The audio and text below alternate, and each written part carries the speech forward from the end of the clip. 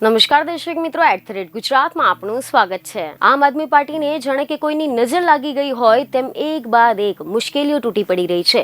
લોકસભાની ચૂંટણી પહેલા આમ આદમી પાર્ટીના નેતાઓ પર સિકંજો કસવામાં આવી રહ્યો છે। ગુજરાતમાં ચેતર વસાવા બાદ હવે અન્ય એક નેતા સણસામાં આવી ગયા છે।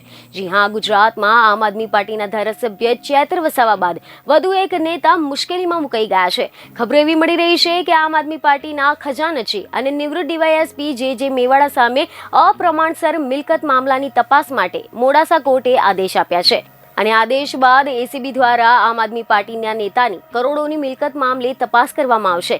જો કે એવા અહેવાલો મળ્યા હતા કે વિધાનસભાની ચૂંટણીમાં આમ આદમી પાર્ટી દ્વારા જે મેવાડાને ટિકિટ આપવામાં આવી હતી ત્યારે ચૂંટણીના એફિડેવિટમાં તેમણે પોતાની 300 કરોડની મિલકત હોવાનો ઉલ્લેખ કર્યો હતો।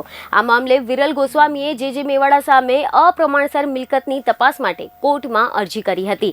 તેમનો આરોપ મુજબ જે મેવાડાની ખેતીની જમીન, પાર્ટી પ્લોટ, મકાનો અને કોમર્શિયલ પ્રોપર્ટી ધરાવે છે જે તેમને ફરજ દરમિયાન વસાવ્યા હતા। તેઓએ ફરજ દરમિયાન ભ્રષ્ટાચાર વડે આ મિલકતોને એકઠી કરી હોવાનો આક્ષેપ કરવામાં આવ્યો હતો, જેને લઈને વિરલ ગોસ્વામીએ આ અંગે તપાસ કરવા માટે મોડાસા કોર્ટમાં અરજી કરી હતી। ત્યારે હવે રિપોર્ટ એવા મળી રહ્યા છે કે આ મામલે મોડાસા ડિસ્ટ્રિક્ટ કોર્ટના જજે તપાસના આદેશ આપી દીધા છે, જેમાં એસીબીના નાયબ અધિક્ષકને જે મેવાડા સામે સ્વતંત્ર કાર્યવાહી કરીને તપાસના આદેશ આપવામાં આવ્યા હતા, જે તપાસ ડીવાયએસપી કક્ષાના અધિકારીઓ દ્વારા કરવામાં આવનાર છે અને આ કેસની તપાસ હાથ ધરી એસીબીએ જે મેવાડા વિરુદ્ધ કાર્યવાહી શરૂ કરી દીધી છે।